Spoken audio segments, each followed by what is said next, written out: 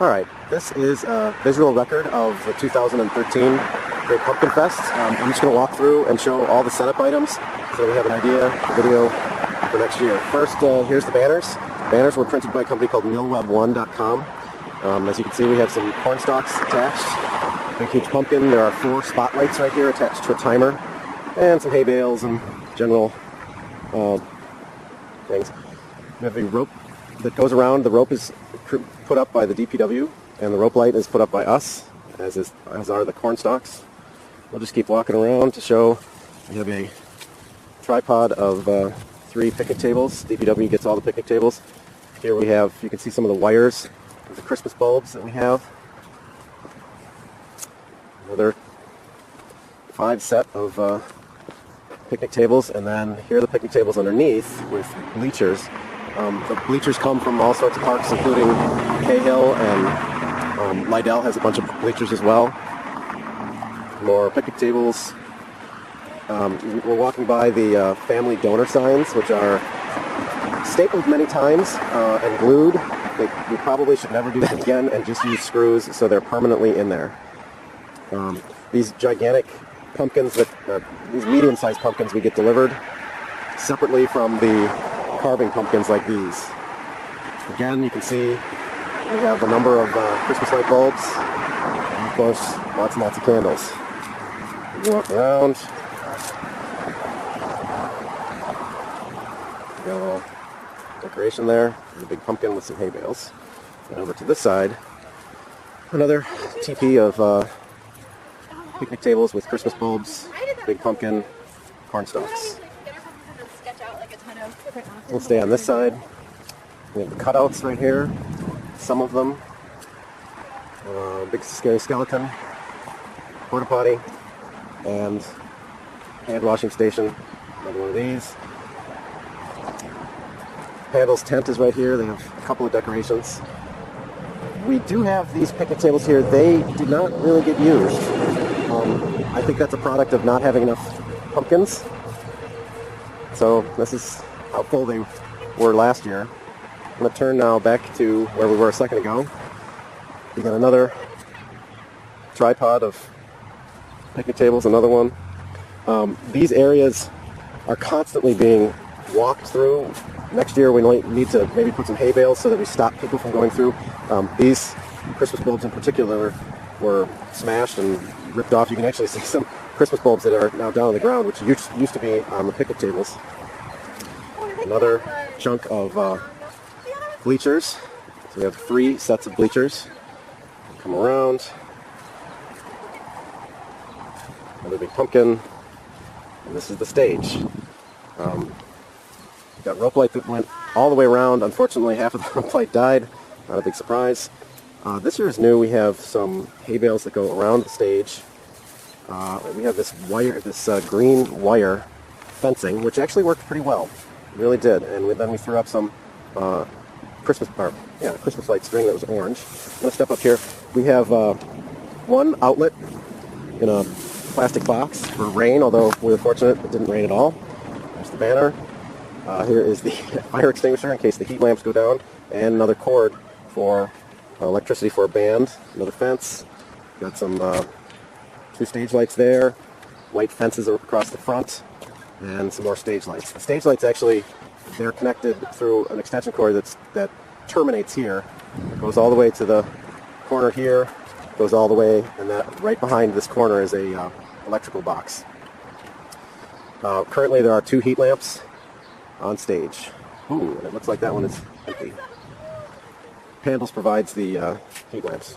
We do have 2 picnic tables here. They were used quite a bit. The Admirals were here, but we'll keep walking. We've got little hay bale places to sit. These were well utilized. More hay bales, more heat lamps, and of course picnic tables that are spread all around. And we have one display in the corner. Big pumpkin, hay bales, corn stalks. You can also see you have to get the DPW to drop off 2 barricades per side. Turn around. This is more of a handle setup. They put up this big, huge awning, I think is what you'd call it.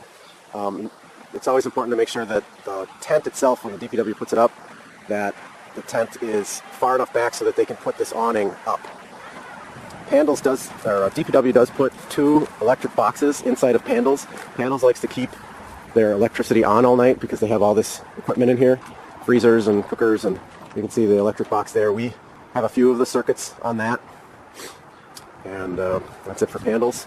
Next year they put up these signs for menus, which are okay, and I guess they're kind of homey, and they allow for them to cross out some items that they've sold out on.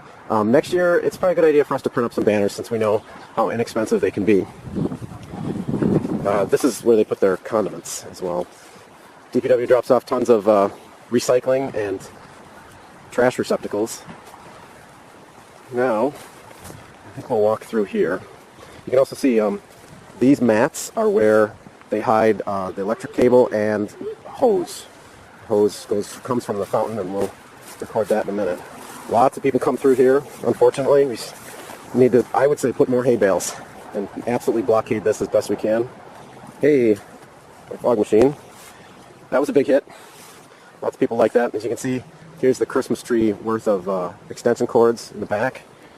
We'll just take a spin around back here, so you can see what it looks like from the pumpkin patch. This is where all the pumpkins would go. This year we decided to put out 2 tables, and they were utilized a lot. There was a lot of people out here carving constantly. The second night we put up a spotlight so they could see, because otherwise it was completely dark. And that's just jury-rigged with zip ties. We also have this year a hand washing station, of course, with a garbage can. What else can I say? Lots and lots of electric strings everywhere. You can see the cords. A lot of those cords go to the timer lights there, and then they continue on behind the scenes here and plug into Christmas lights. Banners. You can see how the DPW takes these very long poles and drive them into the ground. I tried to put some of the electric stuff in Tupperware containers. This one kind of exploded, likely because somebody was walking through here and smashed it. The rope lights actually do start in 2 places. They start here because they burned out, and it's problematic when they burn out and actually start on fire. But we're able to jury-rig something. The cords come up through here and go into the tent like that. Let's go to the front here. And here is the donation bell, hay bales, some decor spiders. We got a thank you banner there for the family donors. There's a little instructional sign with other information, a spider, etc. Alright, I'm going to stop this and then we're going to go inside. Alright, this is entering the tent. One table broke last night and so it's gone, but normally we have 4 tables right here, which is not enough really. I think if we did it over again, maybe we'd have some more tables along this wall. Currently there was nothing. The garbage bin was here. We have a little decor and the suggestion pieces of paper here with noses and eyes and whatnot. Always need a broom. The floor is, of course, new this year from Bliffert.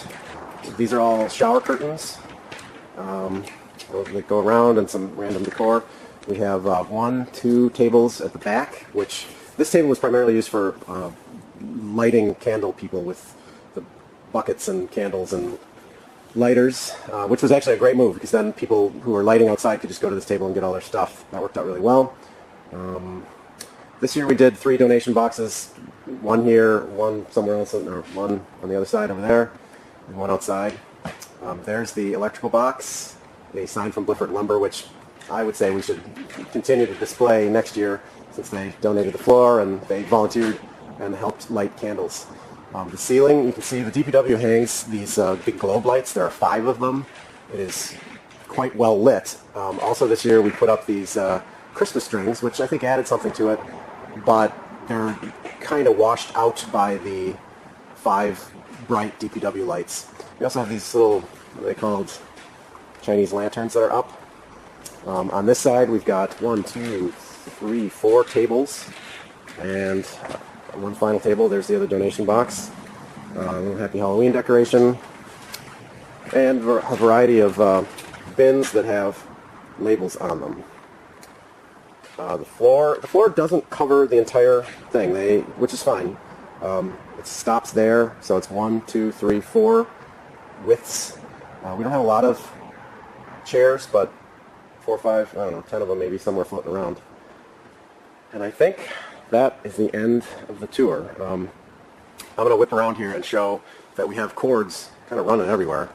Most of them terminate in these circuit boxes, but then go along the top of the tent all the way across, hidden up at the top so when people walk through, they're not stepping on them. And all circuits go off at night except for one, and the one is that controls the banners up front. And that is the end of the video. One area I forgot to tape was the fountain area. This is new this year. We put a couple of pop-outs, cutouts there, and Gwen created this arch. The arch has a number of pumpkins up. There's DPW put a couple of poles there. There's a big PVC pipe and some chicken wire that holds these things. There's a orange light, Christmas lights that go through all that. We got a couple more cutouts here. The DPW provided a very, very long, like it's had to be 200-300 feet, box for electricity that goes all the way back to Pandals. The cord just snakes around here. The other two little pieces of electricity, here's a big pumpkin they drilled some holes in it, and there's a spotlight inside, and cords that go all the way there and back to that pumpkin. We have some ghosts this year. They're relatively simple, but they did get blown around quite a bit. We had a somewhat windy night, actually windy day, and we were able to repair them. Here's the fountain. We usually have a little trellis, and we put a pumpkin in between that. It just didn't happen. We didn't find any waders so that we could get in there and not freeze our legs off. Usually there are more small pumpkins that go all the way around this. This year we just quit at that. We got a couple more ghosts, and I think that is the end. There were these tiny pumpkins that we put at each corner. We retrieved these tiny pumpkins because we ran out of pumpkins, and people carved them. But these were just put here for decorative purposes until we actually needed them to carve. And this is just the back, little spider webs, and ooh, I haven't seen the spider here.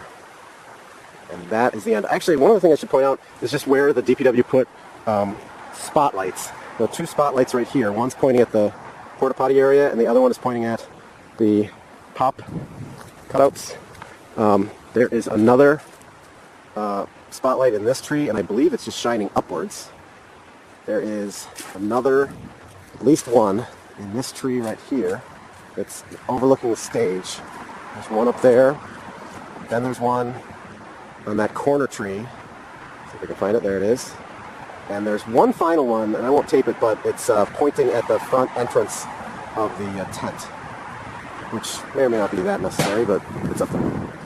And of course, you've got to have the witch hanging from the electrical cord, stringing over to that tree.